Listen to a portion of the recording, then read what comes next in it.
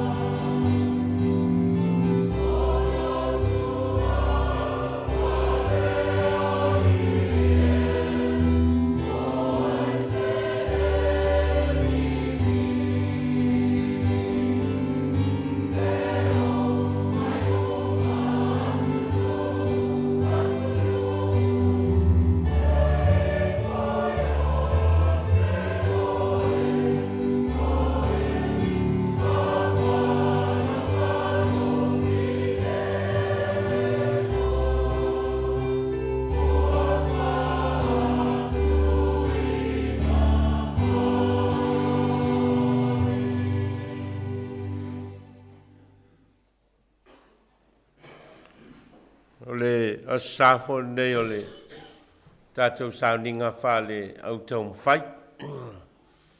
Ia, ma o le whaua sauni kampani teitasi e whea ngai ma a lātou mōri mau o umau na atowhaina mo i lātou. O le kampani le au whaipese o le manatu au tū o whea ngai ma lātou. Ia au auna ma le oli oli. Ia au auna ma le oli oli. O le kampani le aonga sā ma tūpulanga o le tupu loto maulalo. O le tupu loto maulalo. O le kampani tinama tamaitai ua fuli ese ina le maa. Ua fuli ese ina le maa. Ia ma le kampani tamama tau le lea. O lo lato manatu o tū saulotonga. Saulotonga. Ia maulea lea tātou whaasolo atu i kampani ma lato taitai ma mōli mau. Ia wāfoi le tātou Sauniga whale au Taumafai o nei masina. Ia whamanuia le ngango le tua ia i mōli mau a kampani taitasi ma o lato taitai.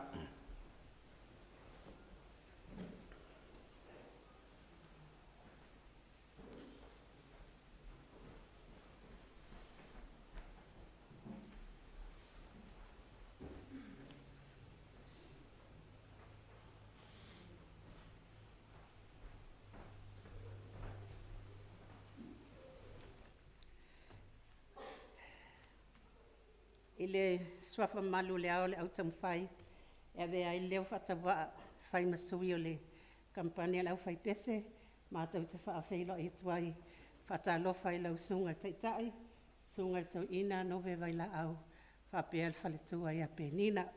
Whatalofa atu foi i teitai ma o tau kampani. Ia whapea nā foi la tau o soa mā lo tātou tau whaitapo inga whaatasil nei aso, taina ne foi la tau o lo mai mo mai ma tapo i mai lunga o pena te whailangi. Whai mai le ma lo sai fua manuia ma langi ma. Whai mai le matua le malanatu au tu ia au auna ma le oli oli. Ia au auna ma le oli oli. To serve with joy. Ua mawal tu whaitau mai le lua Timoteo. Whai upe lua non whai upe sufai o suluiva. Awa maua mai le matua i le whai upe sulima e whapea. Ia Taumafai ina ia avea oe, ma le ua fia ma ia ile atua. O le whai ngā luenga, o le whenga luenga le aise mea e mai, na te tā lai tonuina le opumoni. O le matua, ua maua mai le whaipuna e sifun malima.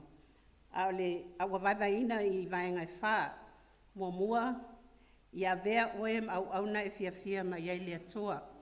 Lua, ele maale tangata whai ngā luenga, tali tonu whatutua. Tolu, o le upumoni e mai le afionga le ali.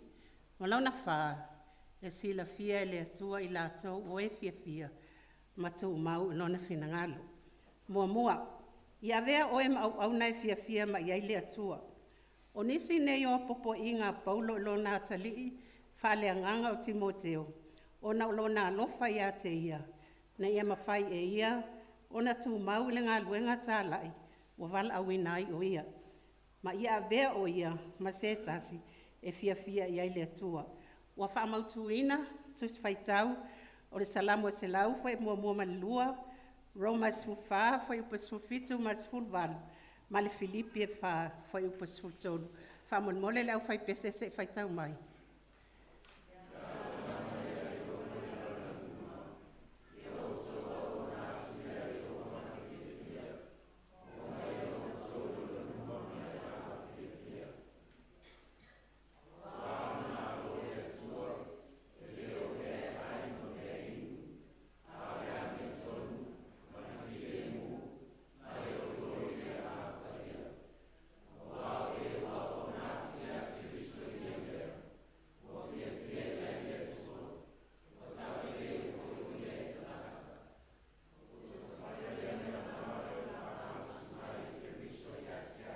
whawhitai. Manatu e lua, e le mā le tangata whainga luenga e tali tonu whaatutua. Wa whautua ina Timoteo Paulo, ina ia tausisi i le amia tonu, ma le whaatuatua, ma le alofa. A toa ma le file mu, whaatasi ma i lātou o e Vailaau le alii, ai le loto mama, a wai le mā tangata, tali tonu whaatutua i le atua. Whamautuina i tūsio whaataoto, ta upo sfulono wha upo tolu, ma le ia kopo mua mua, fo upo e lua ma le tolu. Whamon mole se whaitau mai.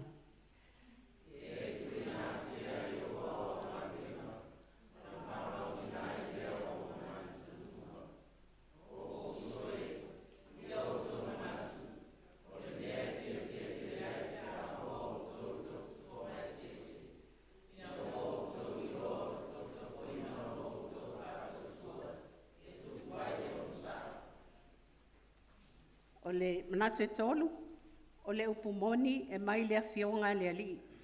O lau whamanatu pe Paulo i lona talii, na ia mawhai o na o atu maleanga malu i e o fina o mai. A tonu lava e foa i atu le atua i ate i la tole salamo, na ia la tau mauti noa matali tonu, o le upumoni e mai le afionga le alii. Whamautuina i le mātau i o ono fo i puetoro suna tolu, ma le Roma sfulima alona foi upo sfutolu. Whamol mole se vaitau.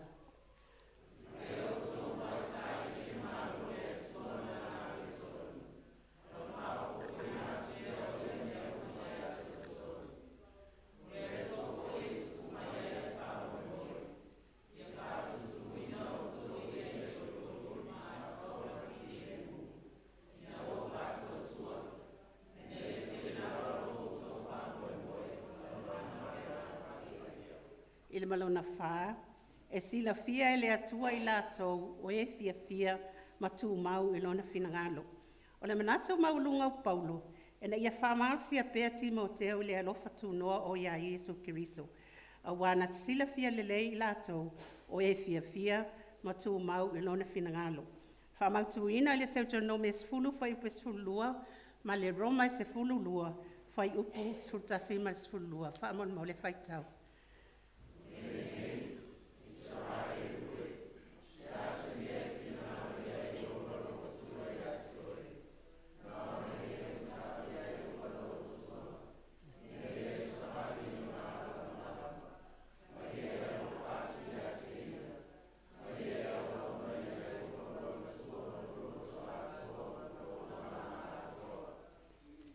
Ua whamanatu mai ele manatu au tū, ene ia tātou au auna mal fia male oli, i so se au nanga, so se tau tua, po tanga luenga, i tofi mtiu te wa tofia i tātou i lea tua. Ai mai se lava i tōna o lana e kalesia, ma ia tātou mauti noa, o loo soifua pe o ia, pe on sa tātou whamanatu i nai nei, i le nei māsina, lona whaasauta roina tinga, i lungo le tātou ramatanga, sa maliu ma toa soifua manu malo mai i le tunga mau ma le oti. Ma ua fioa i le langi na ia tongi ona mo i tātou le whanau ang sala. O lea e vi ia i pēr lon swafa malu, i lea whaolatanga ua o tātou maua, ma tātou manga loai. Ma toa e fuata ina, ma whaafowina i pēr o tātou tangata Taumafai mo ia, ma lona malo i whaavau. Wa whape lava na lofa mai o le atua i le laulangi. Wa ia au mai ai lo na atali pele e tōtasi. Na ia le whano se tasi whātua tua ia te ia. A ia maua e ia le ola e whaavau. O sana, ia manuia le awhio mai le swafo le ali. Wha mai le pese, tato tus pese. Se lau lima suna e fitu whai mua me le mulmuli. Ave lo wola ia o ngā le ali ia i au whiau. Ave o waso o watatoe e vi i ai o la wafio. O lo ua lofa o nau, e au nātu i ate oe. Ia e talia o au atoa, ia whai mo o e whaavavau. Whamania te le atua le sunga te tai, whapel pa ia o tapu inga. Mai se la tau o lo tapu in mau mai. Ai, ola le au whai pese le alofa o le atua. Swafa Yesu. Amene.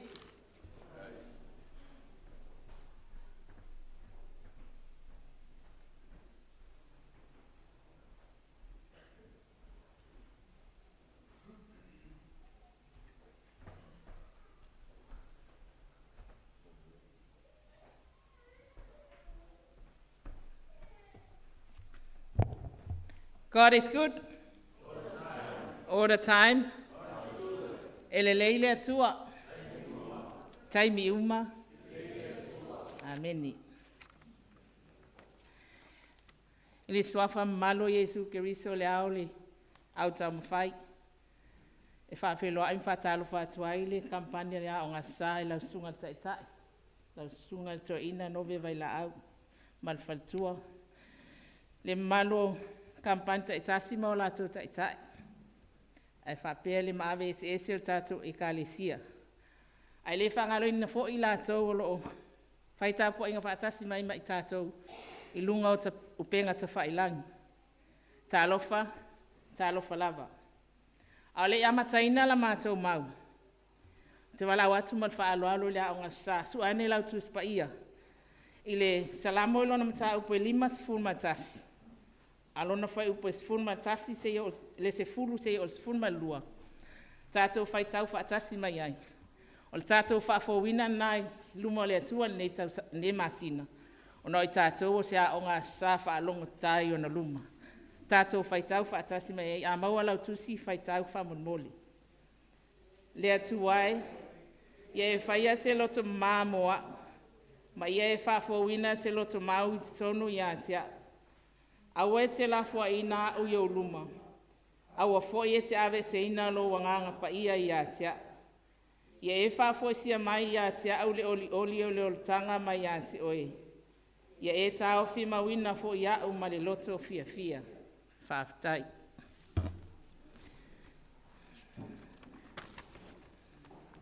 O le manatu au tu o whea ngai mala o ngā sā nei masina. O le tupu loto mawalalo. A humble king. Tusi whaitau. Mau mai lele sa karia ilo nam ta upo iwa. Whai upo iwa se o le sifuma wha. Al matua. Mau mai lava lele sa karia ilo nam ta upo iwa. Au lona whai upo iwa. Se whaitau whaatasi me ila o ngā sā whaamonmoli.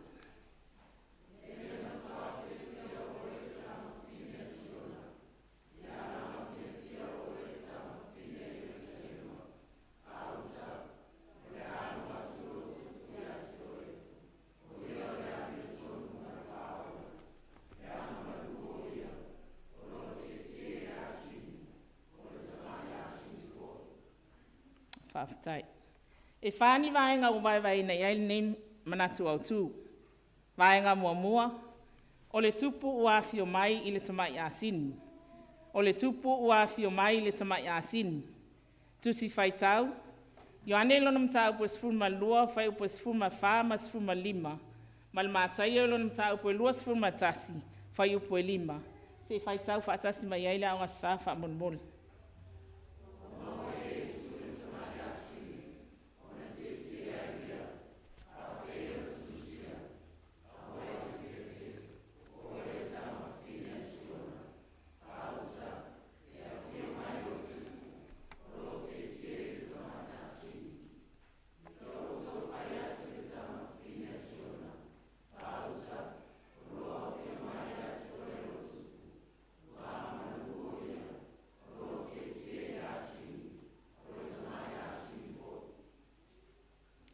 O moli mau ia le au whai evangalia, e winga i le tupu o le awhio mai, e peio na malo ia e Sakaria.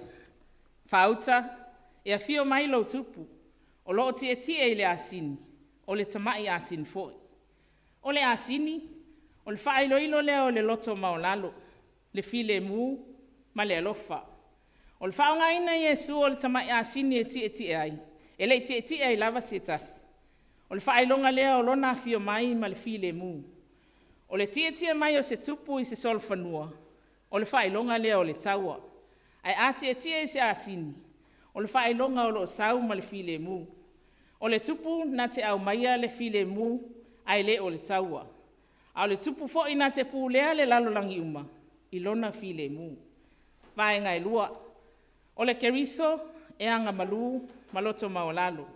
O le keriso e anga malu, maloto maulalo.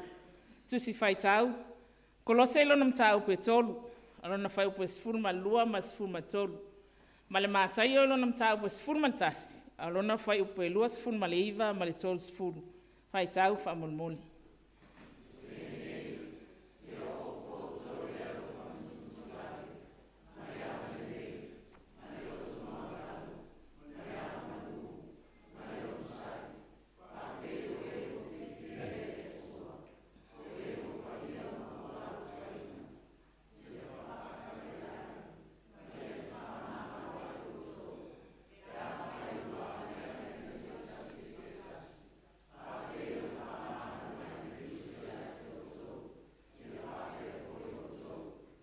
Whaafutai.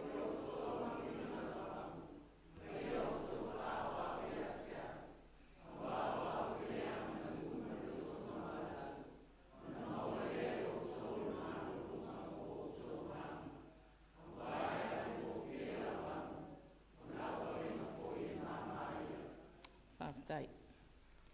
O le tusi a poa ia Paulo i le kalesia i Kolose. Ia o ofu au tau i le alofa muti vale ma le anga lelei, ma le loto maolalo, ma le anga malu, ma le onusai. O nisi ia o la e ao na la ai so o se kerisianu. O le anga malu, ma le loto maolalo. O le anga malu, ele o le vai. A o lona winga, o le amio pulea, whaatasi ma le amio lei. O le loto maolalo, o le wha maolalo o le mawhau. Le aise wha mawalunga. O Yesu Keriso la vaia, na ia au maia le wha ita inga sili mo i tātou. E pe ona whetala iai, ia o tau a moina la uamu, ma ia o tau whaawa o mai ia tiao. O wawa au le anga malu ma le loto maulalo. Vae ngai tolu. Wa ala langa tangata uma, o sana i le alo tāwita. Wa ala langa tangata uma, o sana i le alo tāwita. Tusi whaitau, ma taio lona mta upo e luas fulmatasi a lona wha upo iwa. Ma le mareko es fulmatasi, wha upo e valu se ia o se fulu. Whaitau wha molmoli.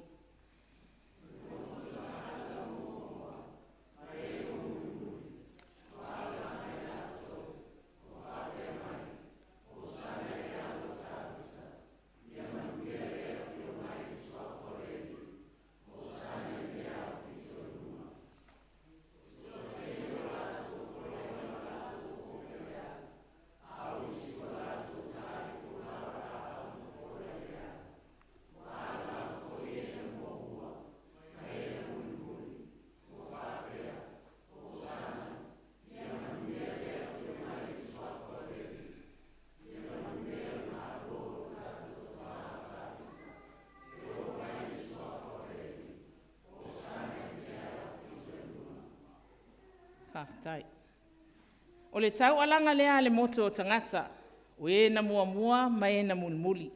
O sana i le alo tāwita, ia manuia lea fio mai le suafa o le ali. O le tupu a fio mai, e le ngata o ia o le suli o le tupu taua o tāwita. A o lona fio mai, o loa fio mai mai le suafa o le ali. O le moli maua mareko, e toa tele na vivi ma moli mawina le aso. Elena o le au soo, a o le moto o tangata, o lava, o la au ma mea ola, e o lava i le asini na ti ai Yesu. Fitala Yesu, ana le alalanga mai tangata, o le a alalanga mai maa. E vivi ma moli mau mea uma o le fofoanga, i le tupu o afio mai. Vae ngai wha, o afio mai le whaola e a mia tonu ma alofa, o afio mai le whaola e a mia tonu ma alofa. Tusi whaitau, Sakaria ilon mta upo iwa al whai upo iwa. Ma le Ioane e tolu, au nono whai upo e sifun ma le onu. Whaitau wha monmoli.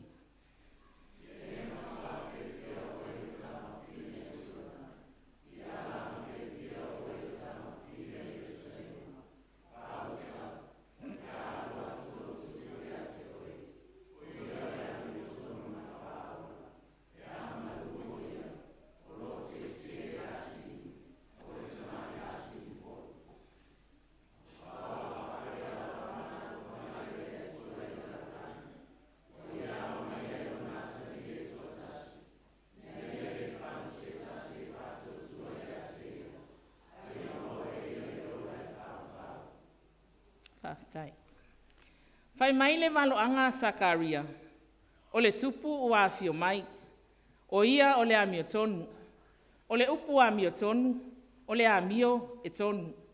O le tupu na te pūlea, lana no fua inga I mea sao ma mea tonu. E le aise le anga po se na te whaia. Pe na te whaatanga ina I lona malo ma lana no fua inga. O ia o le a mio tonu, ma le whaola. O le tupu a fio mai e whaola I le tangata mai le loloto o le angsala. A o la Ioane, a wau whapea lava o nalo whamai o le atua I le lalulangi. Wa ia au mai ailo na atali I pele to atasi. Ina ia le whano se tasi e whaatua ia te ia. A ia maua e ia le ola e whaavau. Whai mai upu o whaima manatu au tū. O le tupu loto mawalalo. O le tupu loto mawalalo. O le loto mawalalo. O le whaavae leo winga tau saafia. Maami o ngale le umma. O le olanga whaakerisiano. A o le foe uli lea I le ola pu lea I la le anganga. A le aise loto mawalalo. Ele maua le loto whaamangalo. A le whaamalo si au o maasani ai la tātou whaalongu. E maua I lalo malo. A pu lea le loto maulalo I o tātou o langa. Ona le maua lea o ni taua mamisa.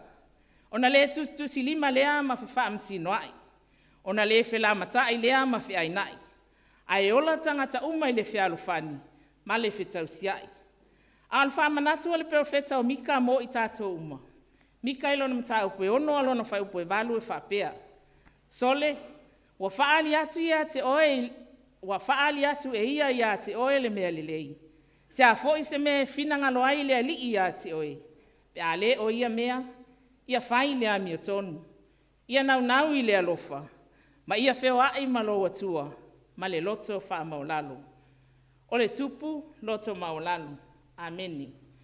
I le swafo Yesu, ameni. E molia e whamani atu le kampania la o ngā sa la sunga taitai la sunga to ina Nove Vailaau mal faltua manuia no fo kampani ma o la tu taitai ai ola le kampania le o ngā sa le lo fo le atua so I fua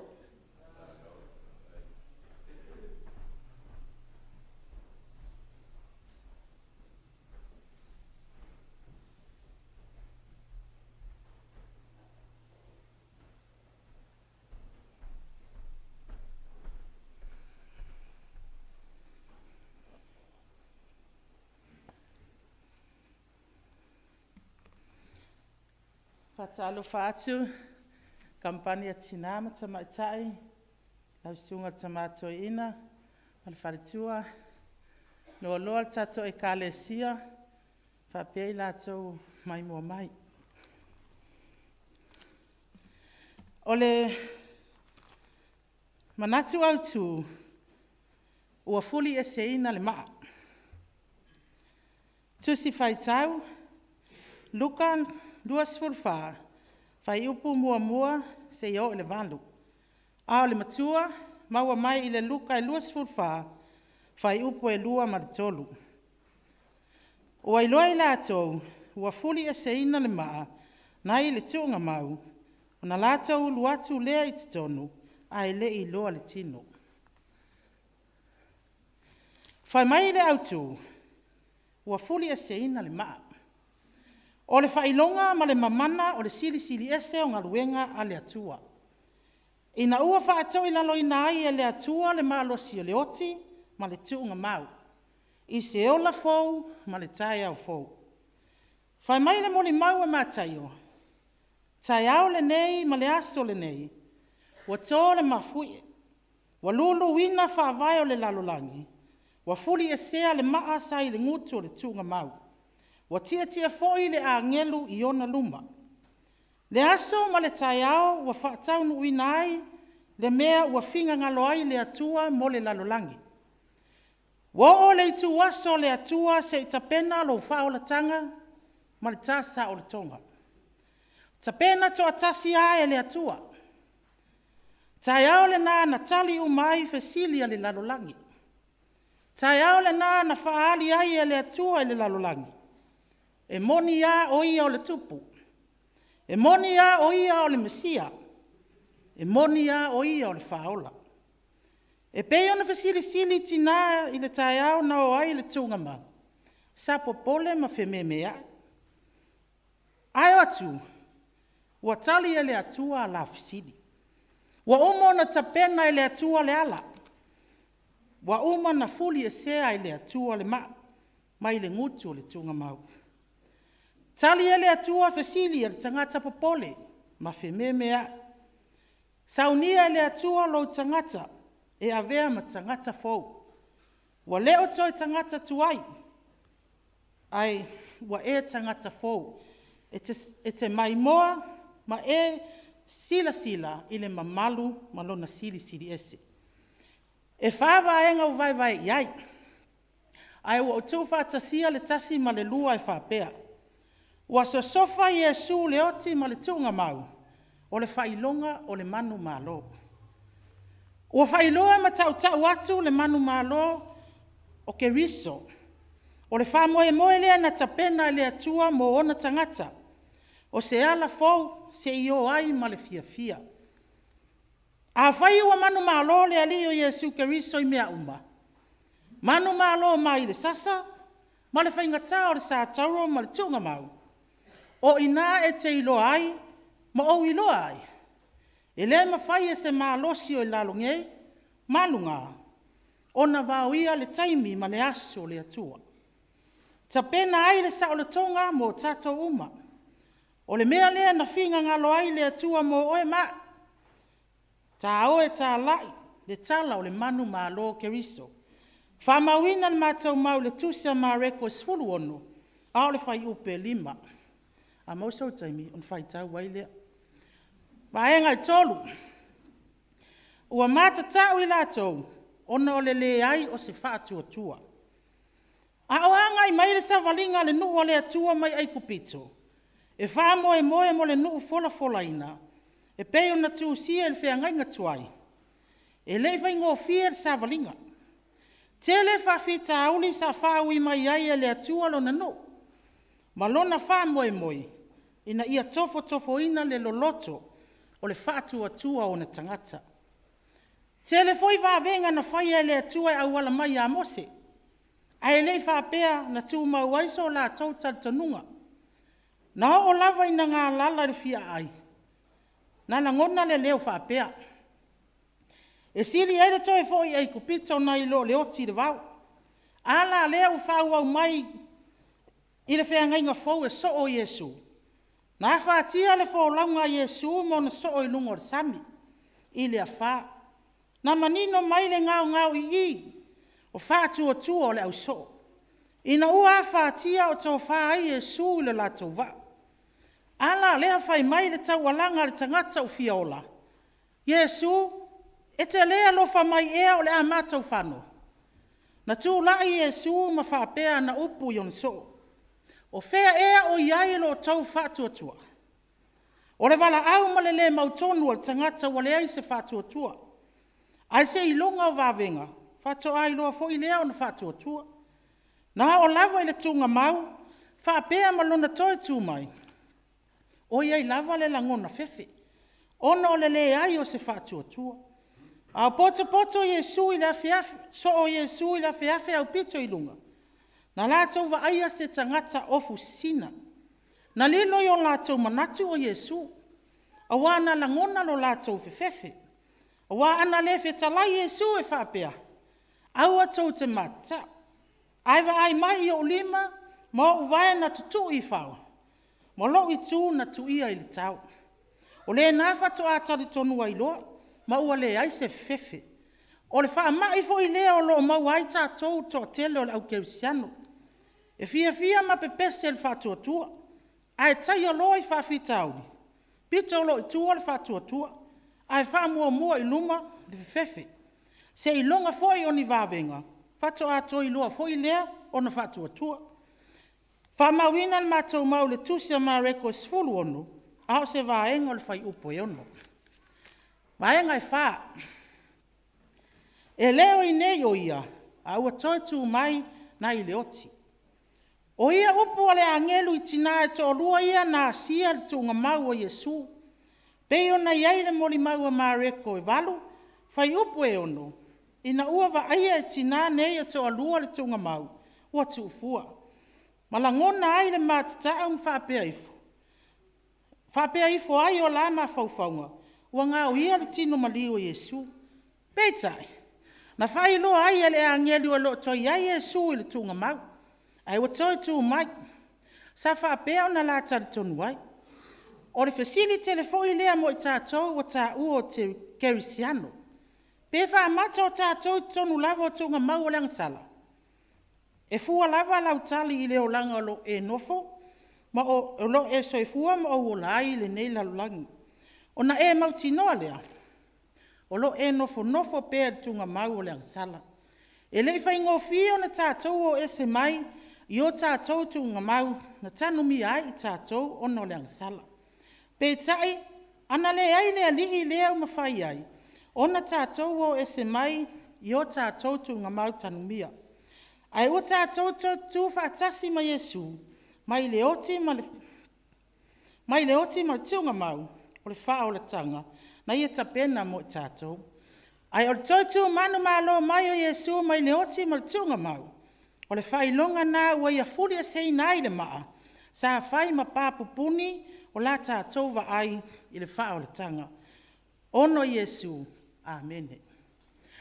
Whaau maatu le mātou mau, i le pese, lo wailunga i whamole.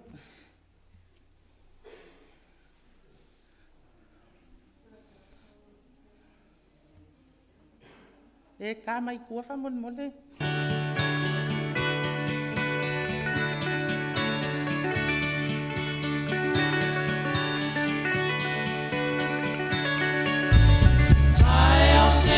Sengi le vave au ele malama le tala lele mo oe le tala lele mo au o Maria Maria le makatara le tala lele mo oe le tala lele mo au na fata wina mea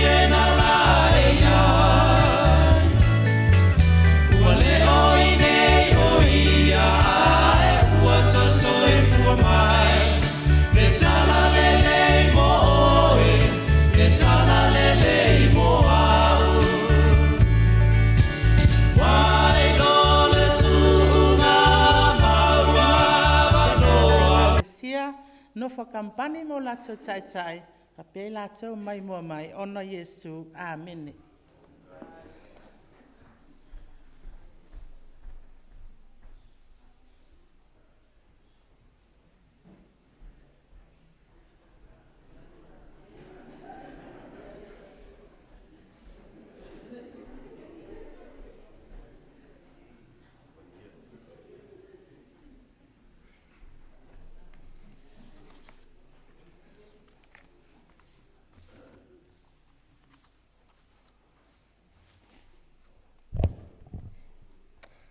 O te whatala fu atu I lau sasunga I le taitai, le suafo Yesu Keriso, Le ao o le au Taumafai ai tai nane le nofo o kamupani mo a o lātou teitai.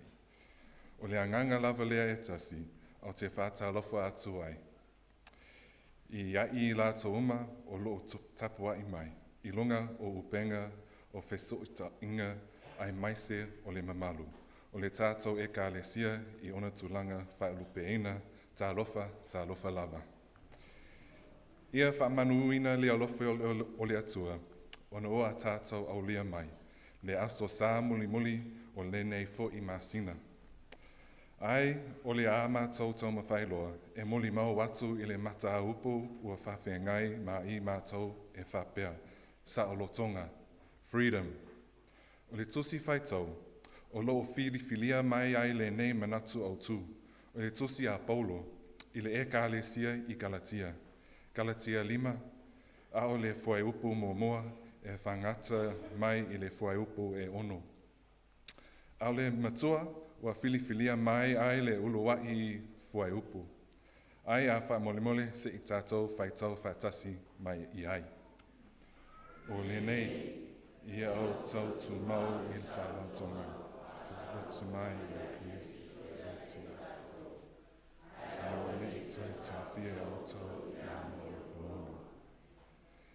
E whāni vaenga, ua au mai mātou te molimau atu I ai. Mua, ua tātou sa loto I le maliu ma le toitu mai o Keriso. Ua tātou sa loto I le maliu ma le toitu mai o Keriso. We are free from the death through the resurrection of Christ. Lua, ia muli I a Yesu, e sa loto ai mai fita o le olanga nei. Ia muli I a Yesu, ia sa loto ai mai fita o le olanga nei. Follow Jesus to be free from the hardships of mortality. Tolu, ua nā o le atua, nā te wha sa lotoina I tātou mai le polonga, ai le o le tūla fono. Ua nā o le atua, nā te wha sa lotoina I tātou mai le polonga, ai le o le tūla fono. God alone will deliver us from slavery, not the law. Malona wha, e tau ami atonuina I le ami otonu ma le whaatuatua. E tau ami atonuina I le ami otonu ma le whaatuatua. He is justified by righteousness and faith. O le matahaupu e 5, o le tusi a Paulo I le ekalesia I Galatia, o loo e whaatuuina I le manatu au tū, e whaatutau I le manatu au wau e whapea, I le whaperatania. Freedom in Christ. Ia po le saolotonga mai ia Keriso. E le o tala noa le apostolo, I se tangata e whaini winga matanga, una whalepui le ma toi tatala mai. Una whalepui le ma toi tatala mai ia tua. Ona toi molia foi le I se taimi muli ane ma toi tawhia, ma lokaina ma toi whaasalotoina. Ma whai ai lava a mionga whapena. Ai o loo whamanino atu e Paulo I le e kālesia I Galatia. A o I tātou o malava, o tangata angasala ma le a toa. E tufu uma foi I tātou ma vaivainga. Tātou te pāu ai I le angasala, ma lea ma whai ai ona a toa. Lo tātou o la whapaia ina, ma le soifua whaatuatua I le atua. E ala ia Yesu Keriso. Awa, o le mea lava le nā malio ai Keriso mo I tātou. Mo le tongi o la ina o a tātou angasala. Ina ia tātou sa loto. O le mea moni, nā la via mai Keriso mo I tātou. Ai le I mawhai e I tātou o na la via ina I tātou lava mai I le angasala. Christ saves us. We didn't save ourselves. That is the difference between freedom and slavery. But true freedom in Christ does not mean license to sin. Ma o loo whaamanino mai e Paulo, I le whai upu e sfulu ono e whapea, au te whai atu, ia au tau sawa vali I la le anganga, ona le whaia le au tau, o le atu nanau o le tino. Ai o le a mātou taumafai lo e moli mau atu I vaenga e taitasi e pei o na tuuina mai. Vaenga mua mua. Ua tātou sa loto I le maliu ma le toitu mai o Kristo. Au te manatu, ua lausi la fia ina le winga o le manatu mua mua. Ai o nai tu sia ia e lango ai le a vaenga. Roma ono fai upu ono. Roma valu fai upu ono ma Galatia lua fai upu luas fulu. Fa molimoli se I fai tau fa tasi.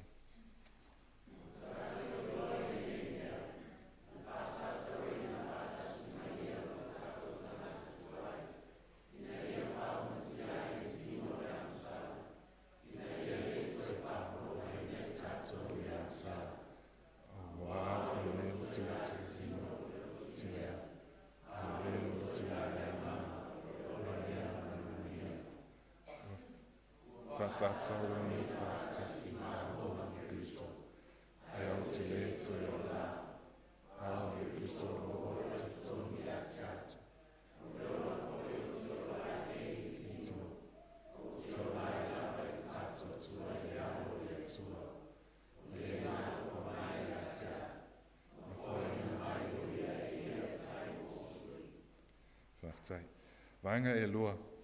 Ia muli ia Yesu, e sa loto ai mai fita o le olanga nei. O loo manino lava I le tele o feta lainga a Yesu. So e se tasi e fia mauaina le ola o whaavavau. O loo tausini o uma I ai le au whaatuatua. Ia usitai ma muli ia Yesu. Ona lea mau ina lea o se suifua. O tosi o lango ai, ma taio sifulu ono, fai upu lua sifulu, ma lua sifulu lima. Ioane sifulu, fai upu lua sifulu fitu, ma le lua sifulu valu. Fa molimole fai tau mai.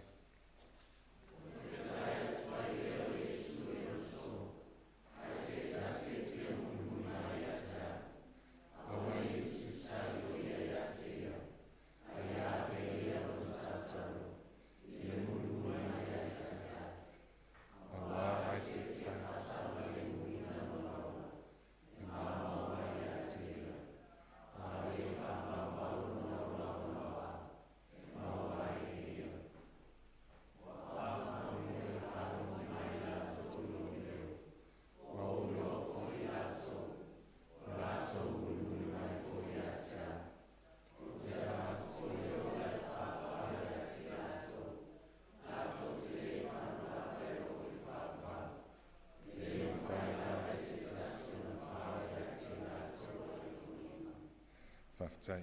Vanga e tolu.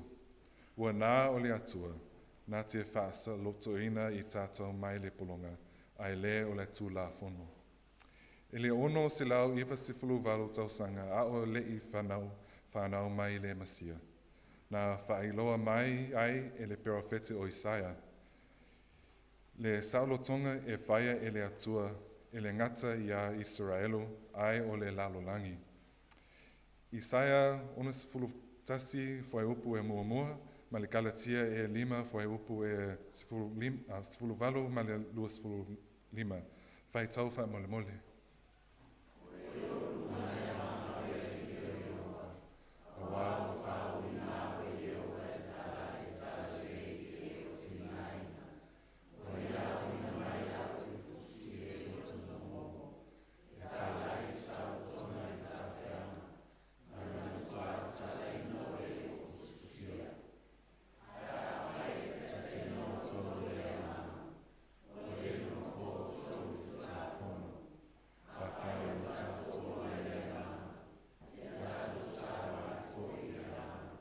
Whaftai. Vaenga e wha. E tau ami o tonu I le ami o tonu ma le whaatuatua. O loo moli maui ai nisi o tusi. O loo moli maui ai nisi o tusi tusinga lave e ale apositolu o polo. Roma mua foi upu e sfulu fitu, ma le Roma tolu foi upu e lo sfulu tasi, ma le lo sfulu lua. Fai tau fatasi fa molmole.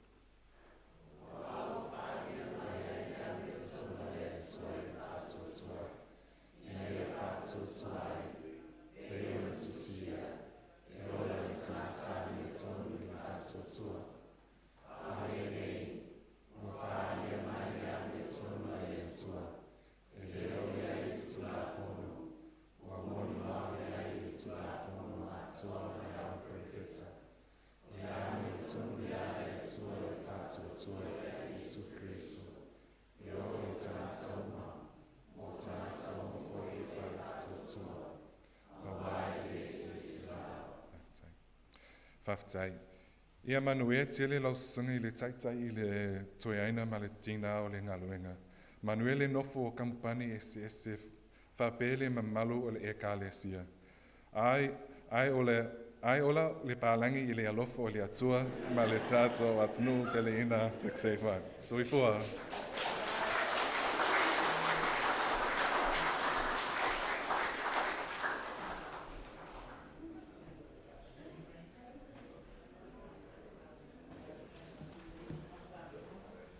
O le Saul pālangi la unga whasa moa tole.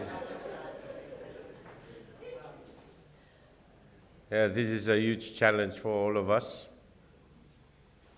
For a full pālangi who comes up here and speak in Samoan and present the word of God in a language that he never knew before. So that's a huge challenge. Mo tātou uma walom whanau. We're so proud, ma whai lana mau I le ngana Samoa I lumo tātou umalawa. Have another round of applause for Brad.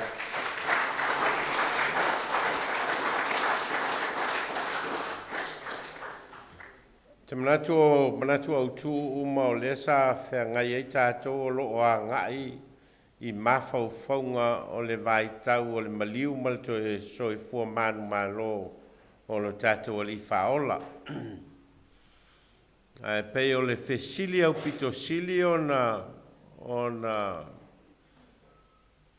lui tau wina ai tātou po le ale winga o le maliu malto e soifua manu malo o Yesu Keriso mo oi. Ma whain tātou tāu fia le tala, the story. Ma whain tātou mōli mau, I mōli mau a le tuspa ia ma leo apostolo. E ma whain tātou tala noa o mai mea na, au a mea la sa wa o mai ai tātou o tātou laiti. Ma whai fua na wa o ai tātou mai o tātou ainga o tātou mātua. Ai a whai le aise tā ua o le story le nā, ma le tala le nā, mo oe lava ia o le tangata soifua. Nono wingala, e le aise au ngā o le tala. Ona o le tala o le maliu ma le toi soifua manu malo Yesu. E le nā o se tala. It's not a story. It's a reality. O le mea moni na tupu, ai na tupu ona o tātou, e le iala na tupu ona e whina ngalo le atua na e whaali ailo na mamalu malona sirisiri ese. Ai na ala na whai e le atua le maliu malito e soifua manu malo o lona alo pele ona o lona alofa mo I tātou. Wau whapea lava o na alofa mai o le atua I le lorolangi. Nono inga la tātou e alai o na tāua le tala lea. E le tāua ono le atua e tāua ono tātou. Ia se whamoe moe mo tātou. Ma o lea lana whai ai le mau muli lea. Pe on tau whai mai al pālangi le whai loa mai a tātou. O le winga e na ia maua le tātou sa o le tonga. Mai leanga sala, ma le leanga, ma mea vai, e ma sani o na ola ai tātou. Mea lana lea e whai loa mai. Ia avea le maliu ma le toi soifua manu malo Yesu Keriso. Ta iala ina ai tātou, ina e tātou loa na ola. Tātou loa na muli le fina ngalo le atua. E ola ai tātou, ia so uma o tātou. O Lotu soifua ma o tātou winga moni leo le maliu ma le soifua manu malo Yesu mo tātou. Mea foi lea lai o na whaau au pea le tala lea. Le tala le maliu ma le soifua manu malo Yesu ma I le tasi au ngā tūpulanga. I leisi au ngā tūpulanga. I leisi au ngā tūpulanga. Ina ia ola pea le tala lea I soifuanga o tangata. E le ona o le tala. It's not the story e tāua a o le soifua o Yesu Keriso na fio mai e na i whamangalo ina i tātou o tangatanga sala. Ke o tātou te tālo. Whaasoa ina o lofina ngalo, ma lo matou whalongo longo a o whamatala ina, ma whaawinga ina, ma lui tau wina ai matou i o matou o langa. Matou whaafoi lava le vi inga i la ua fio, ma ia tu mau i a te oe le vi inga le whamanu ma le whanetanga e whaavavau lava. Amen.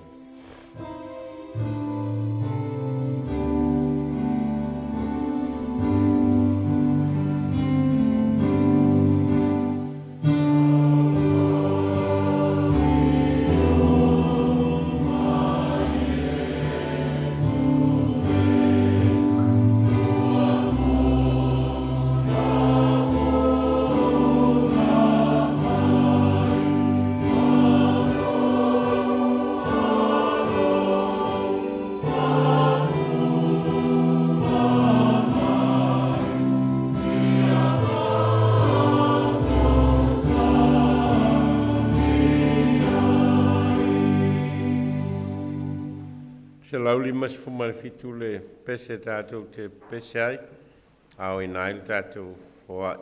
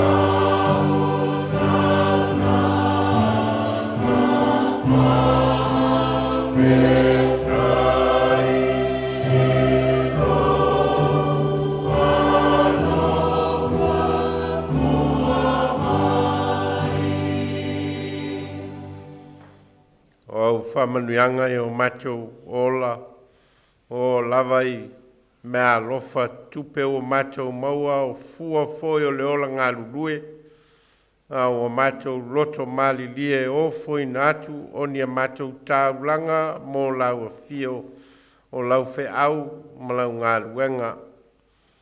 Matou o foi natu whaatasi mai matou o ni mea whai ngā luenga i o ao. E na ia vea ma taulanga osi a te oe. O no lolo swafa Yesu. Ameni.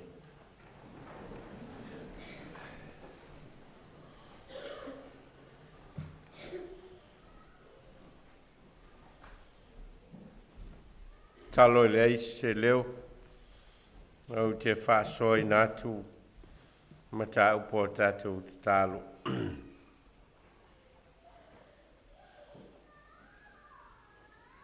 Tātou talo e na ia pai mai pele nganga o le atua ia i tātou. E na ia tātou i loa le winga moni o lona maliu malona toe soi fua manu malo. O ia Sauniga ai le tongi ola mo i tātou.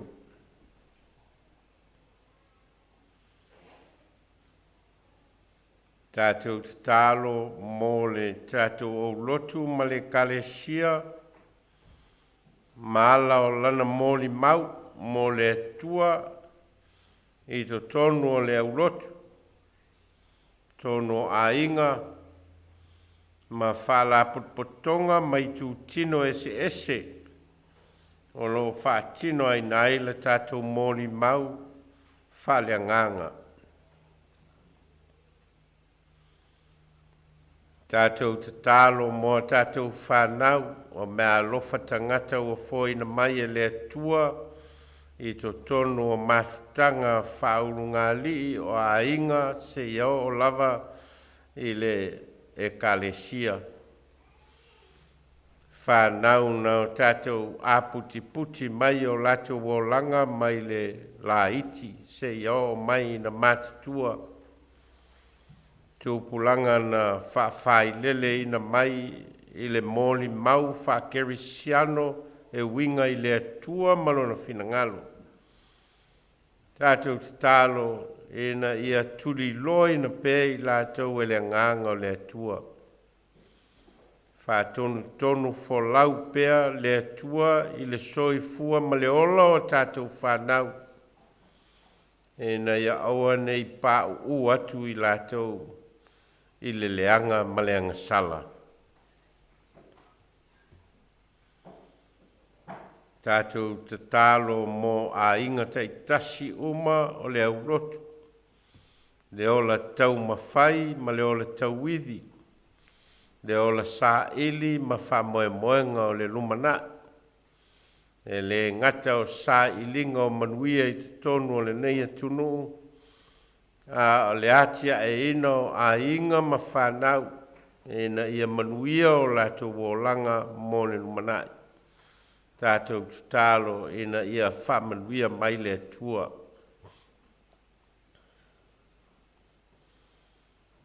Tātou talo mo ala ese ua tautua ai ma moli mauai le au Lotu ma le kalesia i le atua. Whalapu potonga, ma tia enga, ma alo, ma whanau, a onga sā, ma tūpulanga, tātou talo i a whamanuia mai le tua whawhia, ma wha oli ina i tātou i le moli mau i a Yesu Keriso, ma lana whaoltanga. Tātou talo mō moli mau le nei aso, e na ia nofo loto pea, i o tātou loto manganga, tātou te iloa ai le alofa tū noa le tua mo i tātou. Tātou mana tua i lātou o lo mamai, ma whata otolia i tono ai o ngase, po maota o tangata mātua, po te tonu foi o ainga, mo tātou le mafuta whātasi tāpo ainga, i le nei aso ina ia lango maluina e le tua o lātou tautonga ma ia iailo nā lofa tūnoa mo i lātou.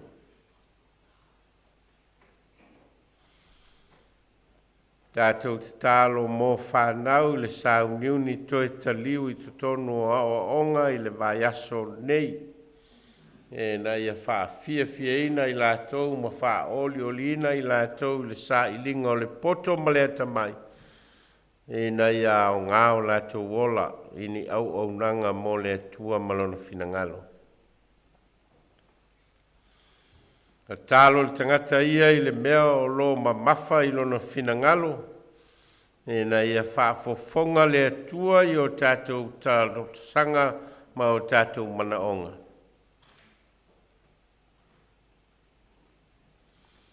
O mātou te tālo ia, te tala i nā tuai o mātou loto ma o mātou nganga wai te sila ma e whaafonga. Ai a whai alo lava fina ngalo ai le o mātou loto wa o mātou te tālo. A wala au e ala ia Jesu Keriso le li malwhao lo le wa o i mātou te tālo. Lo mātou tamai o le langi. Lo suafa ia o mailo malo. Ia whaia lau fina ngalo i le lalo langi e pei ona whaia i le langi. Ia e fōai mai a te mātou le aso neia mātou mea ai e te tau ma le aso. Ia e whamangalo i a te mātou ia mātou o ngasala. Pei o i mātou fōi ona o mātou whamangalo i nātu. Ia e wāanga leanga mai. Au a fōi e te teitaina i mātou i whaososonga. Ai la vea ia i mātou ai le leanga a wai o le mālo ma le mana a toa ma le vi inga e whāvau lava. Amen. Tātou vile tua le pese wa Sauniga le ufai pese.